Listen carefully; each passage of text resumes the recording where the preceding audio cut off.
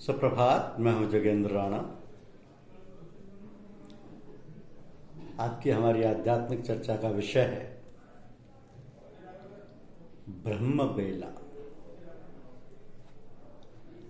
ब्रह्म बेला।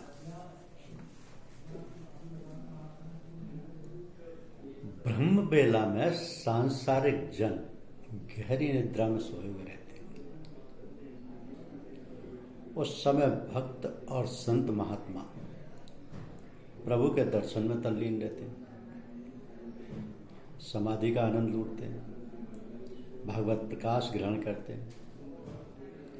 तो वह स्वयं तो परमानंद का रसास्वादन करते ही हैं, साथ ही जो संसार के दुखी प्राणी हैं और दुखों से त्राण पाने के लिए भगवान का सहारा ढूंढते हैं, उनके लिए अपना प्रकाश भी फेंकते हैं। अतः जो ब्रह्म बेला में भगवत चिंतन करते हैं, उनको ये प्रकाश अनायास प्राप्त होता है। तो लोग इस बात को कम ही जान और समझ पाते हैं, किंतु वे विशेष आनंद या विशेष अवस्था का अनुभव तो करते ही। ये संत महात्माओं का सहज स्वभाव होता है और वो चलते फिरते तथा अन्य कामकाज करते हुए भी अपना प्रकाश फेंकते रहते हैं। तो उस प्रकाश की छींट जिस पर पड़ जाती है, वो कभी ना कभी अपना रंग लाती जरूर है। इस प्रकाश का संस्कार बन जाता है। उचित अवसर पाकर ये संस्कार उदय हो जाता है और व्यक्ति को भगवान की तरफ उन्मुख कर देता है। इसी कारण लोगों से कहा जाता है कि प्रातःकालीन ब्रह्म बेला में और सायकालीन संध्या बेला में संसार के सब कामों को छोड़कर भगवत चिंतन कीजिए। कुछ समय पहले घर की बड़ी बूढ़ी संध्या बेला में घर के सभी लोगों के सब काम बंद करा देती थी और कहती थी कि शांत होकर थोड़ी देर भगवान का ध्यान करो। जो बीमार होते थे उनको भी बिठा दिया जाता था, जो अधिक अशक्त होते थे उन्हें बिस्तर पर ही तकियों के सहारे बिठा देती थी। तो इस प्रकार में प्रातःकाल भी सबको जगा देती थी और उत्साहित करती थी कि ये समय सोने का नहीं, भगवान का स्मरण चिंतन करने का है। और ये सच भी है कि इन दोनों बेलाओं में जो भगवान का भजन पूजन और चिंतन करते हैं, उनके बंधन बहुत जल्दी कट जाते हैं। किंतु आजकल दिशा विपरीत है। घर के बड़े बूढ़े और माँ बाप भी प्रातः देर तक सोते रहते हैं और उठते ही बैटरी का पान और अखबार का अध्ययन करते हैं। तो भगवान की पूजा प्रार्थना तो दूर रही, याद तक भी नहीं करते। तो फिर बोला, छोटे बालक और बालिकाएं कैसे शोर उन्मुख हों? वो भी इसी ढर्रे में ढल जाते हैं। उनका भी टेलीविजन में सिनेमा देखने और कमेंट्री सुनने में मजा आता है। उनको यहाँ तक देखा गया है कि ट्रांजिस्टर बज रहा है और पढ़ाई हो रही है। अब पूछने पर कहते हैं कि ट्रांजिस्टर बजता रहता है तो पढ़ने में मन खूब लगता है। इस प्रकार अधिकतर लोगों में धार्मिक प्रवृत्ति कम होती जा रही है और पूजा पाठ के प्रति अरुचि बढ़ती जा रही है। तो आजकल जितने अनाचार और अत्याचार बढ़ रहे हैं, उनमें अधिकतर सिनेमा का और मोबाइल का योगदान है। सिनेमा से समय और पैसे की बर्बादी तो होती है, दिल और दिमाग की खराबी भी पैदा होती है। 100% हानिकारक है ये सिनेमा। अतः माँ बाप व अभिभावकों को चाहिए कि बच्चों को सिनेमा देखने की आदत ना पड़ने दें। बचपन से उन्हें इस प्रकार की शिक्षा दें कि उनको इन बातों से अरुचि रहे।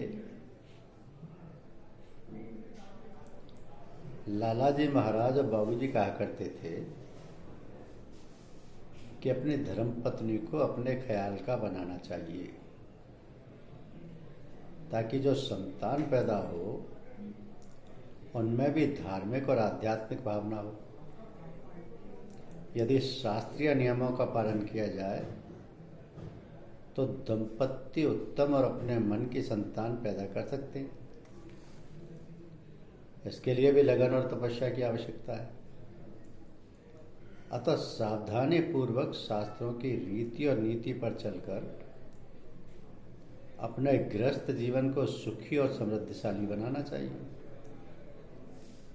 केवल थोड़ा सा उधर ध्यान देकर व्यवहार और आचरण में उतार लाना है, किंतु ये होगा तभी जब उधर रुचि होगी। तो धार्मिक पुस्तकों का अध्ययन, संत महात्माओं का सत्संग और अपने से बड़ों का आदर करना चाहिए। इस प्रकार हमारे अंदर शुभ संस्कार पैदा होने लगेंगे। आदमी जैसा सोचता है वैसा ही बन जाता है, यानी जैसे विचार होंगे वैसा ही आचरण और व्यवहार होगा। तो हमें इस बात का विशेष तौर पर ख्याल रखना चाहिए कि हम दूसरों के दुर्गुण ना देखें। हमें ये देखना चाहिए कि उनके अंदर कौन से शुभ गुण हैं, कौन सी अच्छाई है, और उसको ग्रहण करें। ये ऐसी छोटी मोटी बातें हैं जिन पर अमल करने से आदमी महान बन जाता है। अब ये जीवन कितना अमूल्य है, इसकी परख तो तभी आती है जब आदमी शिथिल हो जाता है, इंद्रियां अशक्त हो जाती हैं, आँख कान में दांत जवाब दे जाते हैं। तब आदमी अपने जीवन की पिछली गतिविधियों पर गौर करता है, पछताता है और रोता है कि हाय, मैंने अपने जीवन को वृथा बर्बाद और मनुष्य जीवन के उद्देश्य को प्राप्त नहीं किया। अतः जो युवक हैं, जिनके शरीर में शक्ति और बल है, वो समझ जाए और जीवन की एक एक सांस का लेखा जोखा रखें। वे धर्मशास्त्रों की मर्यादा का पालन करें, संत महात्माओं का सत्संग करें, वे नित्य प्रातः व साय घर के सब प्राणियों को इकट्ठा करके भजन प्रार्थना करें, जिससे बालकों और स्त्रियों में धार्मिक भावना तथा भगवत भजन का रस और आनंद पैदा हो। इस प्रकार अपने जीवन को धार्मिक बनाकर गृहस्थ जीवन को सुखी और समृद्धशाली बनाए। देखिए, अतृप्तता मानव स्वभाव का अभिन्न अंग है। मानव मन में एक अतृप्तता है जो तृप्त होना चाहती है, एक प्यास है जो बुझना चाहती है, एक खालीपन है जो भरना चाहता है, एक उत्कंठा है जो कुछ होने की, कुछ खोया लगता है जिसे वह पाना चाहता है। तो वो अतृप्तता, ये सभी प्यास सभी में विद्यमान है। राजा हो या रंक, बाल हो या वृद्ध, स्त्री हो या पुरुष, भोगी हो या योगी, कोई भी इससे अछूता नहीं। प्यास सभी को सताती है, यही प्यास उससे सदा प्रेरित करती है, कुछ पाने को, कुछ बनने को, कुछ होने को। कोई भी मनुष्य चाहकर भी इस प्यास को त्याग नहीं सकता, क्योंकि ये मनुष्य के अंतरतम हृदय से उठी भावना है। तो मनुष्य की यह प्यास, यह अतृप्तता ही है जो उसके सभी शारीरिक व मानसिक कार्यों में सूक्ष्म रूप से समाई रहती है। यही वह प्यास है जिसको बुझाने के लिए वो भोगों में लिप्त होता है, विवाह करता है, संतानोत्पत्ति करता है, पदलिप्सा में प्रवृत्त होता है तथा धनार्जन व मानार्जन के लिए प्रयत्नशील होता है। इसी प्यास को बुझाने के लिए वो मनोरंजन के लिए नित्य नित्य नवीन साधनों का आविष्कार करता है। तो मनुष्य का जीवन इसी प्यास को बुझाने की सतत प्रक्रिया है। मनुष्य समझता है कि वह उस प्यास की आग को भौतिक उपलब्धियों की धूल छिड़क कर बुझा सकता है, आग भले ही दब जाए परंतु भीतर ही भीतर सुलगती रहती है और मौका पाकर फिर बाहर आ जाती है। तो ये आग भले ही धीमी पड़ जाए पर जलती बराबर रहती है। मनुष्य बालक से वृद्ध हो जाता है परंतु इस आग को बुझाने के उसके सभी प्रयत्न निष्फल होते हैं। वृद्धावस्था में अतृप्तता का बोध और भी गहरा हो जाता है और फिर इसी अतृप्तता को हृदय में संजोए मनुष्य संसार से कूच कर जाता है।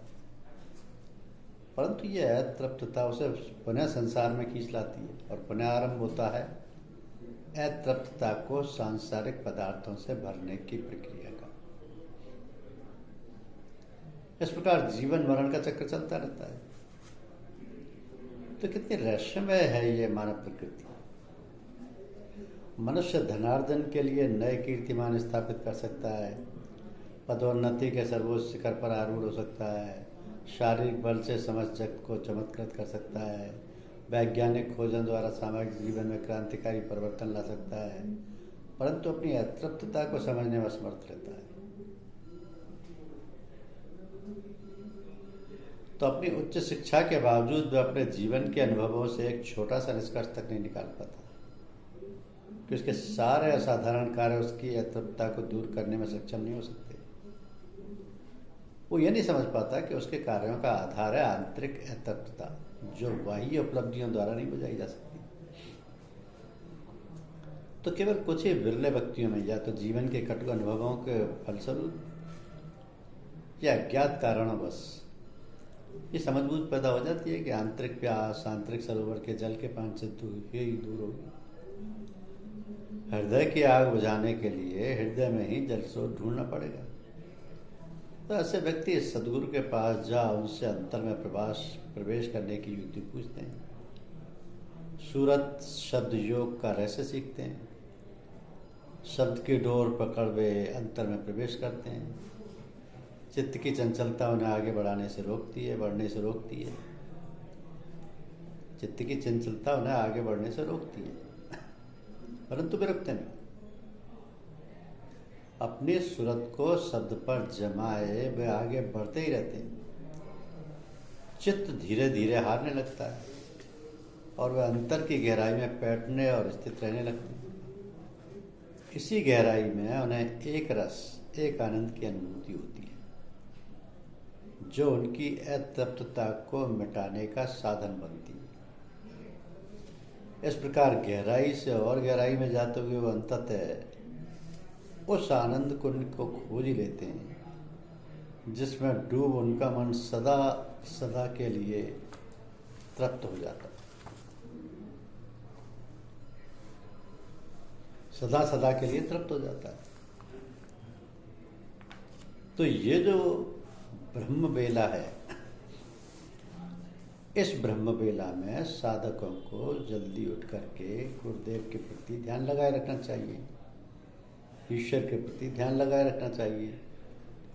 उनसे उस अद्भुत शक्ति को, तवज्जो को, शक्तिपात को पाते रहना चाहिए और उसके प्रकाश को उन सभी पीड़ितों को भी फेंकता रहना चाहिए, उनको भी आनंदित करते रहना चाहिए जिनको इनकी शक्ति आवश्यकता है, क्योंकि वे स्वयं तो परमानंद का रसास्वादन करते ही, साथ ही जो संसार के दुखी प्राणी हैं और दुखों से त्राण पाने के लिए भगवान का सहारा ढूंढते हैं, उनके लिए अपना प्रकाश भी फेंकते हैं। अतः जो ब्रह्म बेला में भगवत चिंतन करते हैं उनको ये प्रकाश अनायास ही प्राप्त होता है। लोग इस बात को कम ही जान और समझ पाते हैं, किंतु विशेष आनंद या विशेष अवस्था का अनुभव तो करते ही। ये संत महात्माओं का सहज स्वभाव होता है और वो चलते फिरते तथा अन्य कामकाज करते हुए भी अपना प्रकाश फेंकते रहते हैं। इस प्रकाश की छींट जिस पर पड़ जाती है वो कभी न कभी अपना रंग लाती जरूर है। इस प्रकाश का संस्कार बन जाता है। उचित अवसर पाकर ये संस्कार उदय हो जाता है और व्यक्ति भगवान की तरफ उन्मुख हो जाता है। तो ब्रह्म वेला में भक्त और संत महात्मा प्रभु के दर्शन में तल्लीन रहते हैं, समाधि का आनंद लेते हैं। धन्यवाद।